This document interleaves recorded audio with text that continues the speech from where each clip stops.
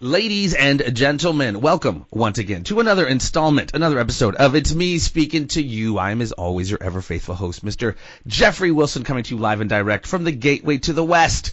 And today, a good friend. My goodness, he's killing it. The guy is so, we've talked about it in the previous episode he was on. The guy, you know, when I met him 10 maybe years ago when I first moved to St. Louis, he had opened up a shop called InsideSTL.com, and I had become his nightlife photographer and went about the city doing that. And boy, oh boy, what a 10 years can make. This guy has, well, we're going to talk about it because he's making huge moves, media mogul moves. Ladies and gentlemen, Mr. Timothy Michael Mckernan has joined us this evening. How are you, sir? What's up, Jeff? How are you, man?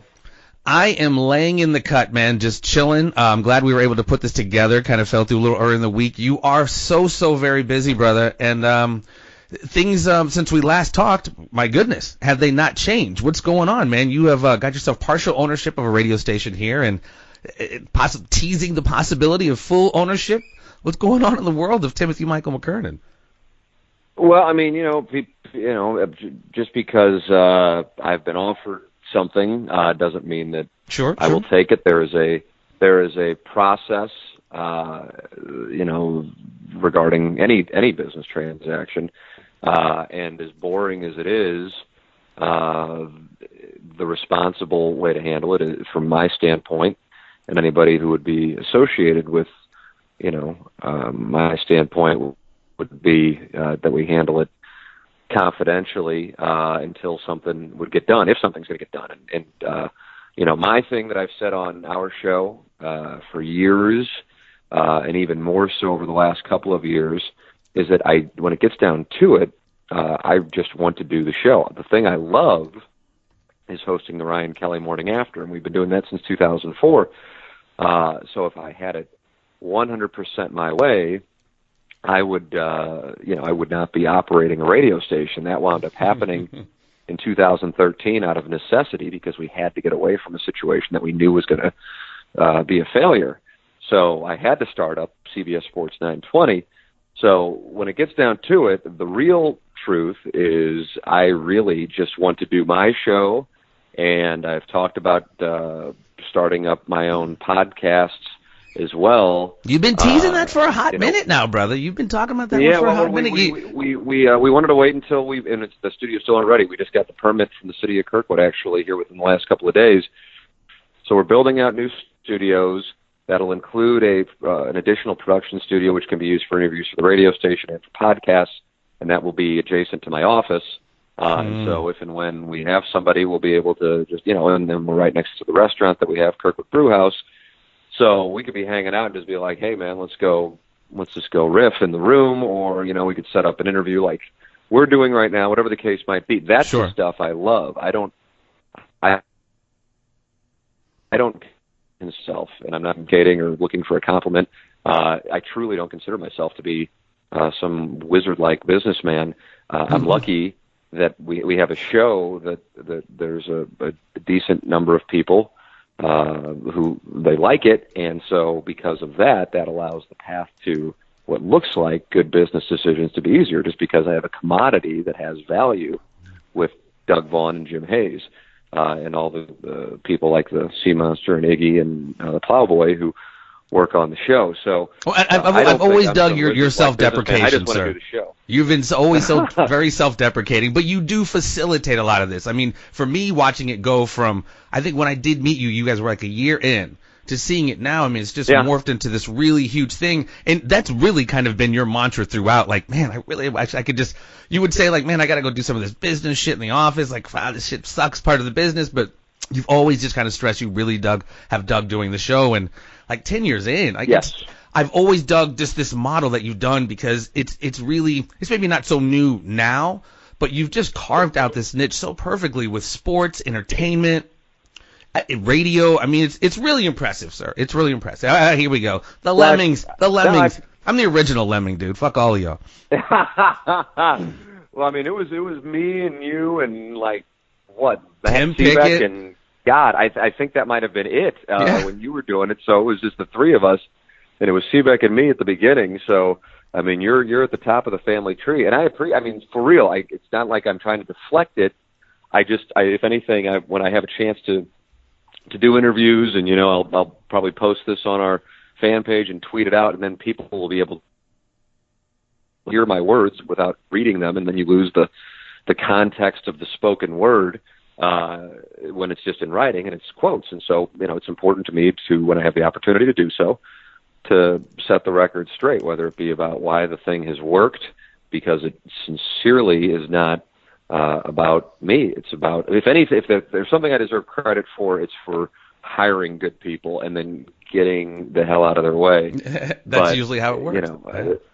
That's the key. You surround yourself with good people, not only talented people, but quality character people, and you try to minimize the bad hires. And over 12 years, I think we've done a really good job of that. But again, that's the credit to those people. So the show is the thing that's the centerpiece, and it also happens to be the thing that I love to do. And really, Inside STL's success is a byproduct of the success of the show. And Inside STL is a separate company from 590 The Fan, KFNS, even though I realize most people kind of mutually associated, yeah. But I mean, there's two. Inside STL's ownership structure has not changed in years.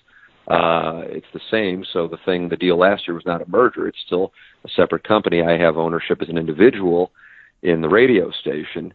And we'll see. I mean, it's not to say that I won't do it. It's just, Randy Markell, who is my business partner in KFNS and who was the owner of KFNS, he bought it in November 15, I think. And then we did our deal, and I signed it in May of 16.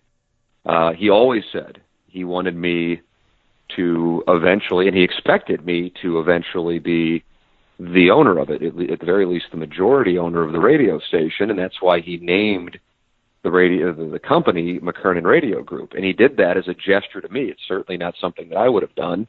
It was a gesture to me. It was a gift in a sense. And so he's always expected me to buy it, and I figured that the day could come where he would offer it to me. I just didn't expect it to come this quickly. But it's fine. But it doesn't mean that Randy and I have, worked out all kinds of details. Really, the story came out kind of prematurely. Not through me or Randy, but then once the Post-Dispatch became aware that Randy had offered it to me, then understandably they wanted to discuss it, and it's cool. It understandably, when you read that, you may mistake it for some sense of finality, when in reality something like a business transaction, it takes time. That doesn't mean because it's taking time that it's not going to happen. It also doesn't mean because it's out there that it's been offered to me that I'm going to take it. Sure. So I realize I'm not necessarily saying anything, but I want to make sure that I explain the context, because there are so many moving parts. And I remember, man, when we were working together, because I guess by definition I owned the business and still do, but it's a totally different world now, and you think things are, it's so cliche, but it's true. You think things are black and white, and now, I mean, when we were doing this, there was no Twitter. So, 11 years later, you have people spouting off takes, and a lot of times people like them because it fits a narrative or a viewpoint, but in reality, unfortunately, things are so much more complicated than what they may seem. And sometimes you just have to sit on information because you have to respect the confidentiality of it or the process of it. And so it's a tough spot because, the people who own, whether it be 101 ESPN or KMOX or, 105.7 or whichever radio station you want to pick, those people are not also hosting shows. Right. And so I'm in this weird spot of being, the host of one of the shows, but then also the person who has ownership in it. And that's an awkward spot. I would, it's just a unique thing. It's not necessarily I'm complaining about it. It's just if 101 ESPN makes a move, you don't have people go. You're breaking up a little bit. You're breaking up a little bit.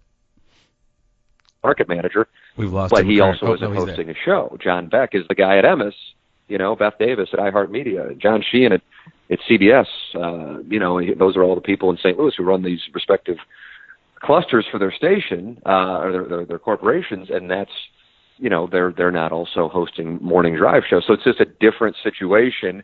But I realize because the show's popular, which has allowed us to have the success that we've had, that with that comes people asking questions, and I'm flattered by it.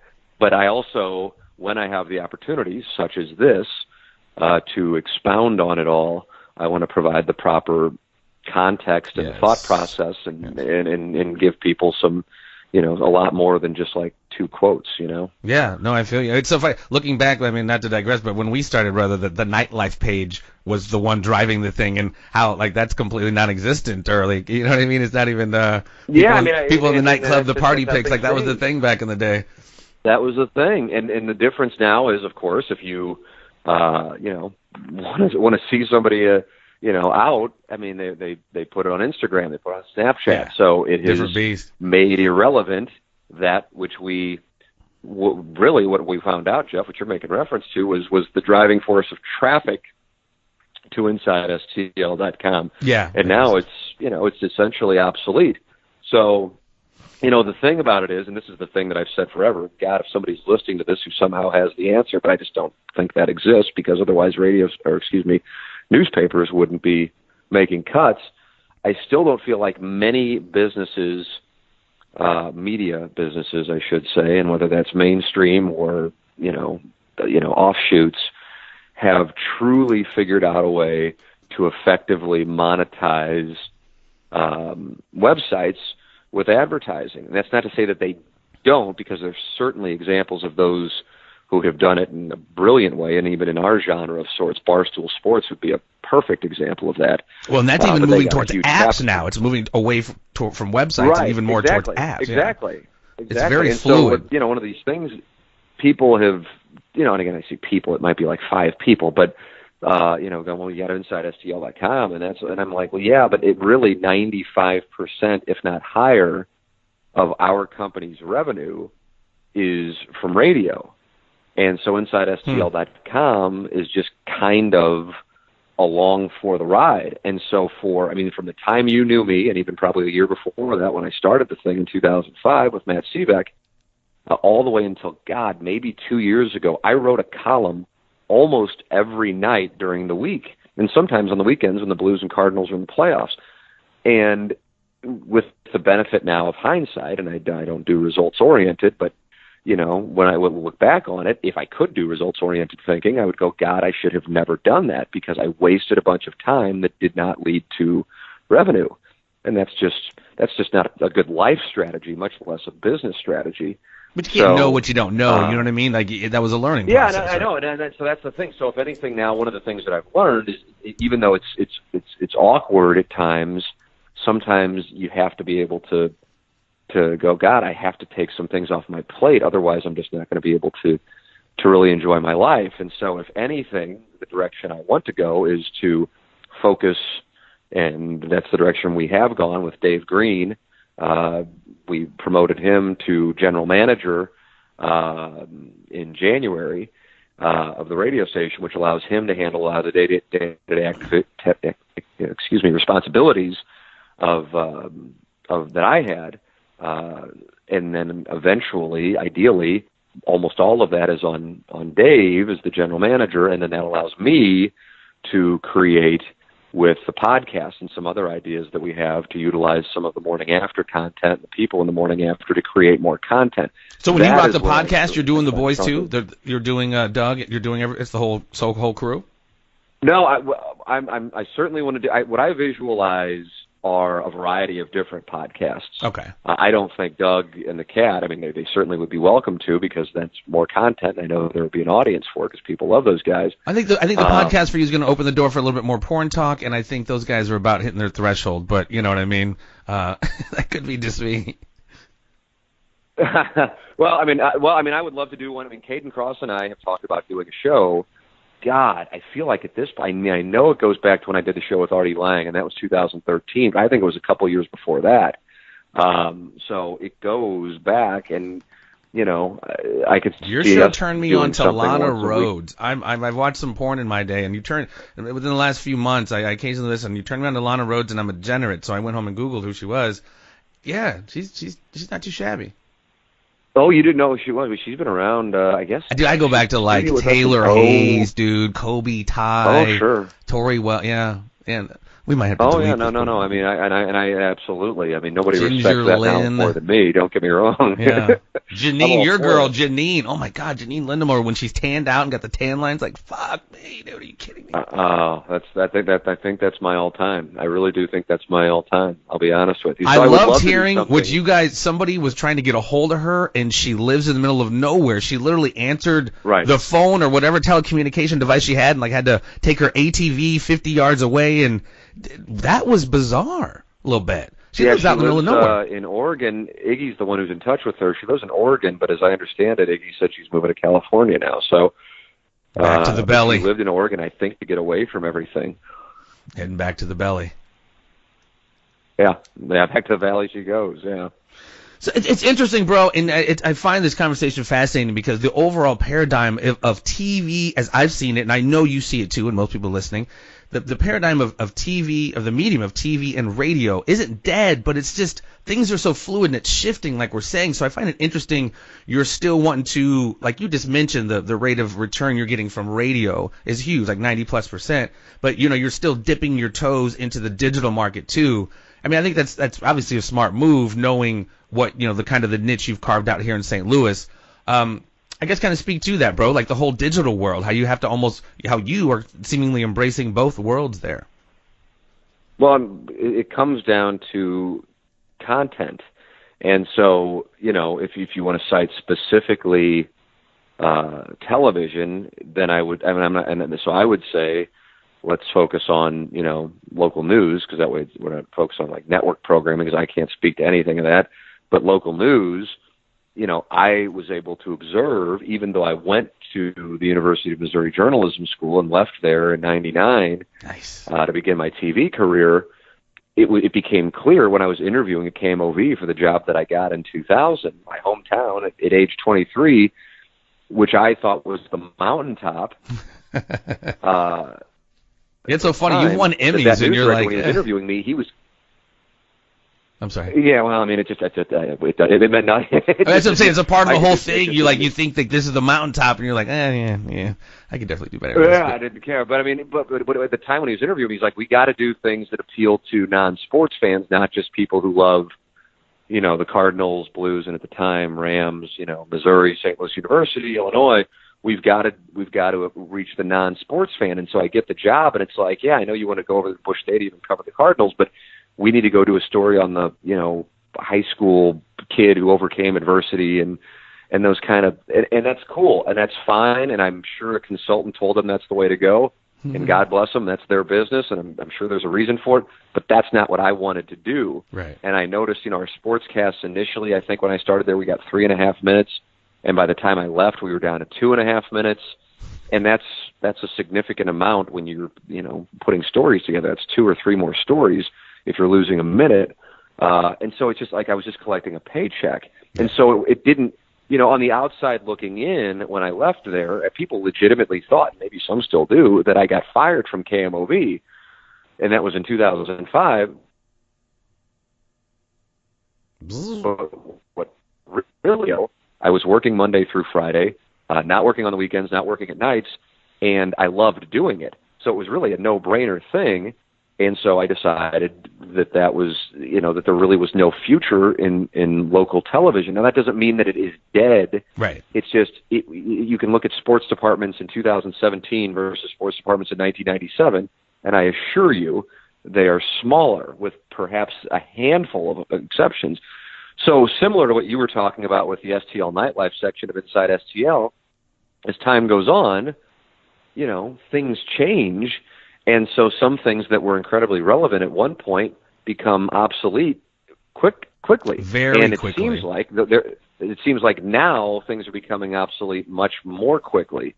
So the key is to be able to do that which is not necessarily it's always about content. No, absolutely. And if you have content, you want to, feed the beast, so to speak. And so with the morning after, there's an audience, and it's great. We love doing the morning after. But we want to communicate with our audience as much as possible, so we have that fan page on Facebook. And which is always entertaining. Yeah, it's entertaining stuff, but I'm able to communicate with the audience, which is great. And so I'm like, okay, there's more, and so I want to do, inevitably there's going to come a time, and people will dramatize it, but when it happens. But I mean, when Martin Kilcoyne left the show in 2006, I remember everybody saying the show's dead.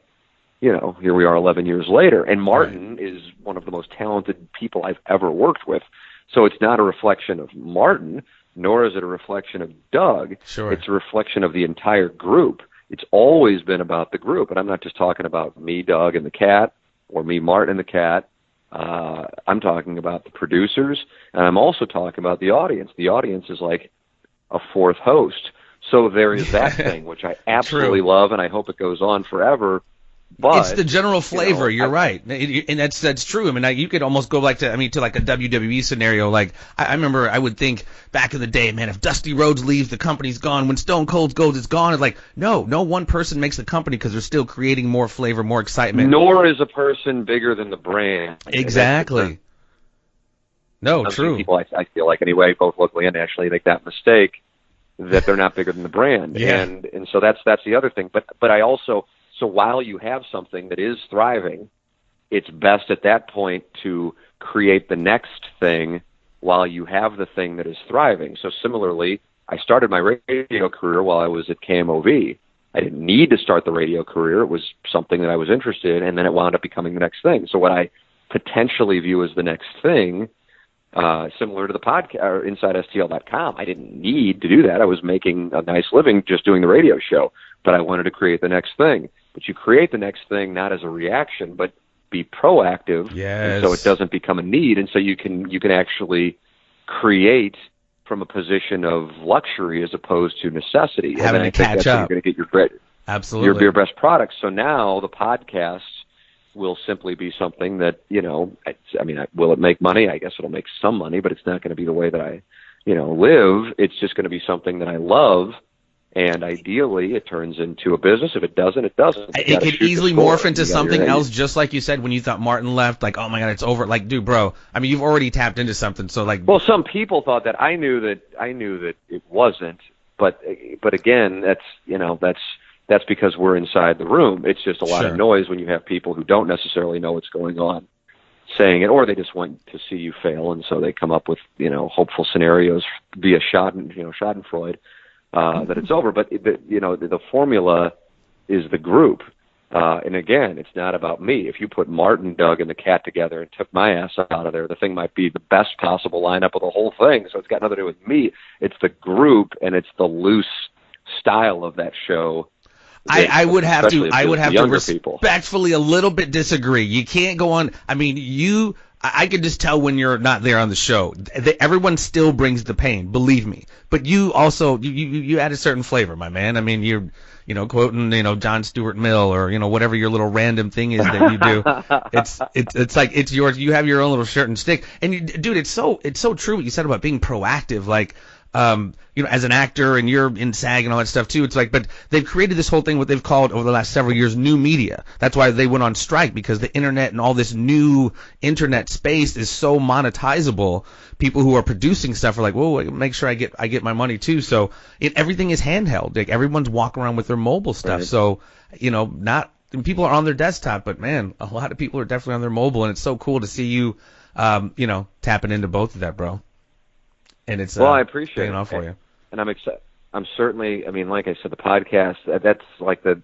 Don't get me wrong. I mean, I love when the mics go on at 7:05 or whatever time we wind up starting, because whatever time I get there every morning, I love, and I laugh my ass off doing that show. It's just the best, and we could do 10 hours of it. But I always want to be creating and figuring out what I think the next play is. So from a podcast perspective, I like the idea of a variety of podcasts. I've been texting with Jim Edmonds when we did that show a few years ago. The thing that we were able to do that we could never do on the morning after was we would get these interviews with ball players, but not just ball players. I mean, we had Marshall Faulk, Kurt Warner, Mike Modano, Brett Hull. I mean, it wasn't just St. Louisans, it wasn't just St. Louis athletes, and it just wasn't baseball players. And they would be super comfortable and do these incredible interviews because Jim was there. And because Jim was there, it was like a Donnie Brasco scenario that I was vouching for because I'm with a made man, you know. And so then I could ask questions, even if Jim started like playing on his phone and not paying attention. I could ask Greg Maddux insane questions that if he were on the morning after, first off, he would never be on the morning after, but second, it would probably be like a 10-minute hit with the publicist listening in to cut us off the minute we went over 10 minutes. And he wouldn't really be able to expound, and therefore it's not a conversation, so therefore it's a shitty interview. And so what I said to Edmonds was, we can go up to these studios, which are, you know, going to be super close to both of our homes, and just knock out a couple of those things, and that's 2 weeks of podcasts right there, and that can be one podcast. You know, if I do something with Caden, that would totally be a separate thing. You know, much less anything else. Like if I had Iggy and Plowboy do a show wrap up every day as a podcast. Well, you got content for days. Even your guests doing like extra, like after hours or whatever you want to call it. That's I mean, and people love that shit. And for our audience, you know, I've Tim said shit. But is that? I thought we were allowed to curse. We are. I'm just joking because you never, you know, you're on air all the time. Fuck. Oh, I know, but I prefer to be able to. I know. But if we were to be in a spot where we were out at our events and the audience is younger, and I would meet these guys and I go, how do you find a random AM radio station at 25 years old? And it's certainly word of mouth, but the reason they like it is because they say it plays like a podcast. And for people in their 20s and 30s, and even myself having just turned 40, that is the way they're accessing content, just like 20-somethings were, as they were saying in the cable industry or DirecTV or whomever, or AT&T, were fearful of. They're cutting the cord with television. For radio, they're not tuning in, you know, and going, oh, I hope they're talking about something I like, or I hope they're playing a song I want to hear. They're accessing the content that they want, and they actively do so. And that is the direction the business is going. So if you want to hold on to the old formula, be my guest, and I'll buy your stock up when you're ready to sell, because it's going to crash. Yes. But you have to adapt to what the people want, and in particular the younger people. And what the younger people want is to be able to access the content they want to listen to or watch when they want to watch it. And so that's, I guess, immediately, like, dude, immediately. I don't want to wait till 7. Absolutely. That's that ADD. Right. I mean, not necessarily. I mean, I guess it does kind of lend itself to that. I don't want to listen to Larry Nichols. God forbid, I don't want to listen to Larry Nichols, so I'm going to skip over that. Okay, cool. So it's like now, I mean, what I used to hear when we first started this show, 2004, it was like an uproar because it was so different. And these old school people expected when they tuned into sports talk radio that they were going to hear sports. And so they would bitch up a storm, and KFNS's management was getting ready to fire us. Just like within a couple of months of the show starting. And because of all the negative feedback they were getting. But my logic on the whole thing with the morning grind was economics applied to communications, supply and demand, and that is that there was nothing really out there for young people in St. Louis, and it was just this old school, okay, we're going to get, the Cardinals are playing the Pirates, okay, we'll get a beat writer on from Pittsburgh, okay, the Blues are in Montreal, we'll get a beat writer from Montreal, okay, the Rams, you know, have the draft coming up, you know, we'll get a college football writer on, and it's just boring-ass stuff, it's just horrible radio. It's no personality. Any asshole could do it. Anybody, you know, so you can just ask questions. Who cares? It's horrible radio, in my opinion. And so we came along and did something that, without question, is influenced by the Howard Stern show, because that's what I grew up listening to, but with tying in sports, but not forcing sports. Yeah. Because when it gets down to it, only a sliver of the population really wants to break down, like intensely, a Cardinal game in April, you know, against the Marlins. So therefore, you're narrowcasting. Or the draft, or You want to cast. Yeah. Yeah. So but I mean, if there is if the Cardinals are in the playoffs, the Blues in the playoffs, we're all over it, and I think we do it very well. If there's a topic like the Rams moving, if there's a topic like the funding for the soccer stadium, whatever, we're on it. We have aldermen coming on the show left and right to discuss it. So there's credibility there. But it's just a different style, and in that capacity, it works. So we adapted, and then I hope that's what we're going to do with the podcast, and that it's going to be a new form of media in St. Louis. Not that it's a new form, because obviously there's all kinds of podcasts, including this one, and they've been around for years, but for St. Louis sports radio, and I put quotes around sports radio, this would be what I hope is something different that will, spin off for our audience who loves the morning after. The morning after's content, this will be, something in addition that they can access. The morning after squared. No, you're absolutely right. That's right. It's an ocean of podcasts out there, man. And I literally am just a minnow. I really am just kind of stoked when I get just the many of the guests I have on. I just get to nerd out and just listen to them talk. It's so less about me, but like, man, just from Freeway Ricky Ross to Kamala, I just nerd out, man. I just happen to, whatever. It just works, man. Fortune favors the bold, brother, and you are killing it, my man. And people need to, when he writes the book, you need to go fucking buy it, dude. What are your thoughts, though, as a St. Louisan? And it's so weird, man, this last year. I'm not a huge visceral sports fan like I know you are and a lot of other people. I guess I am with like MMA maybe, but whatever. What are your thoughts on the Cubs winning last year? Was that something you were, man, good for them, or were you pissed? You know what I mean? There was people who just, I didn't get it, because there were people who were angry and viscerally like saying shit. I'm like, you realize you're talking about a baseball team winning a game, right? Like you're saying shit like it's Al Qaeda. I think when people dislike quote unquote teams, what usually, not always, if you actually were to peel it back, they dislike are the fans of those teams.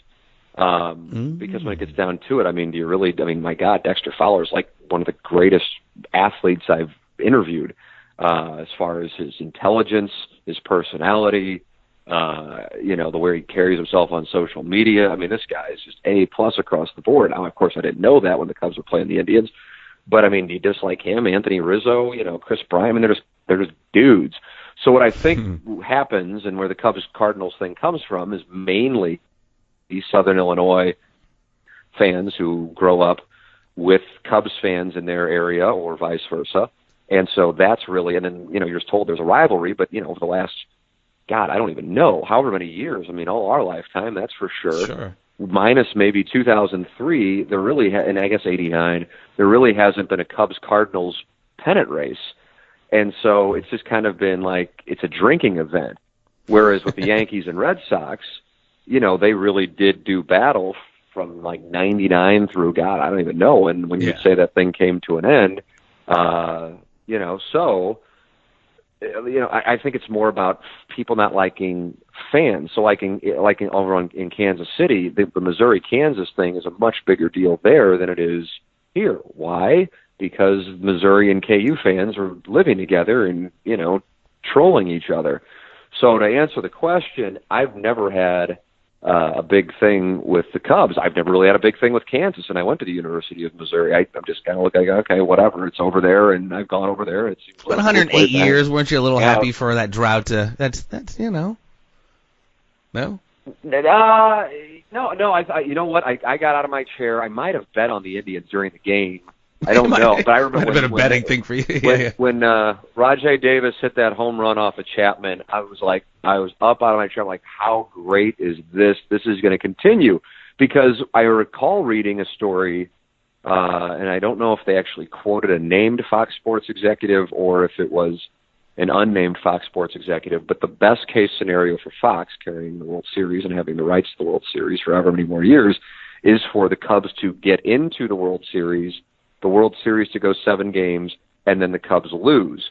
Because the minute the Cubs win the World Series, that's kind of the last great wall to conquer in baseball. The Red Sox did it in 2004, right down the street here, and then the Cubs having done it, and then there's really none of that curse postseason. Don't get me wrong, I mean, the Cardinals-Rangers thing was crazy dramatic, but can you imagine if that would have happened and it was the Red Sox who were one strike away twice, like the Red Sox were so close in '86, for example, against the Mets. So now that it's happened, it's kind of like, all right, now the Cubs are just like, potentially like the Patriots or even the Cardinals, that they're just they're in the beginning of a run. So am I happy for them? Honestly, I didn't really care. If I would have had it my way, I suppose they would have lost, but I think if you ask the average Cardinal fan, they'd go, of course I wanted the Cubs to lose. I don't. But you really weren't viscerally angry about it, like you saw. No, not at all. But like right now, as we're recording this, Kansas is playing Purdue. I don't even have it on. I have a Blues game on, but I'm not like, if Kansas wins tonight, I'll be like, okay, gives a damn, whatever. If Kansas loses tonight, I'll be relatively amused. But if anything, as a Missouri guy, I find it to be rather pathetic that the highlight of nearly every Missouri fan's March is either Kansas losing or the every 3 years that we're hiring a new basketball coach. If anything, if you hold the mirror up to that, that strikes me as pretty pathetic. So I don't live vicariously through another team falling.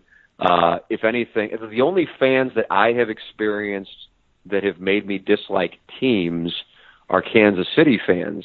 But I don't know if the Kansas City thing, which I was completely unaware of until I went to the University of Missouri, Kansas City's thing with St. Louis, which I had no idea about until I got to Mizzou. I don't know if that's their reaction to Cardinal fans annoying them through all of their success in the 80s. I have no idea. But then it's like, okay, these people have a real thing, and therefore I would much rather see the Chiefs and Royals lose, not because I dislike, the Chiefs or Royals as players or the organizations, but because their fans drive me up the wall. So I think there's, on the other side of that, I think Cardinal fans drive some people up the wall. Some Cardinal fans drive some people up the wall. And so there's a backlash to Cardinal fans. But that's also the byproduct of success. I doubt there are a lot of people, if you asked them, Jeff, and go, man, I can't stand those Jacksonville Jaguars fans, because they've sucked. Right. But I bet you can find them and go, man, I hate those Patriots fans.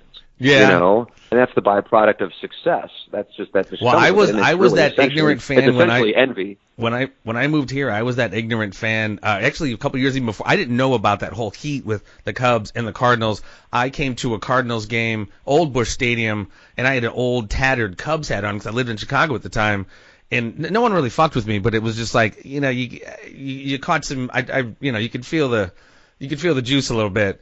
But I didn't realize that. There's some people who are really, really into that. But I mean, if you do go to New York, you do go to Boston, you do go to LA, you go to San Francisco, and the Giants and Dodgers are playing the Red Sox and Yankees. I mean, that stuff, it's a different situation here. I mean, there it is. It can lead to fights, and I mean, there have been serious situations with that, with beatings. Is just astounding to me, that's a different thing. But from my standpoint, I don't get that worked up. I also think it'd be a little odd. I mean, maybe when you're like a teenager, maybe even in college. You got grown men, like you see at the NFL game. Yeah, all road warriored out, the Oakland fans. Raging about a baseball team winning, and I'm 40 years old. I don't know. I think I probably got to look in the mirror.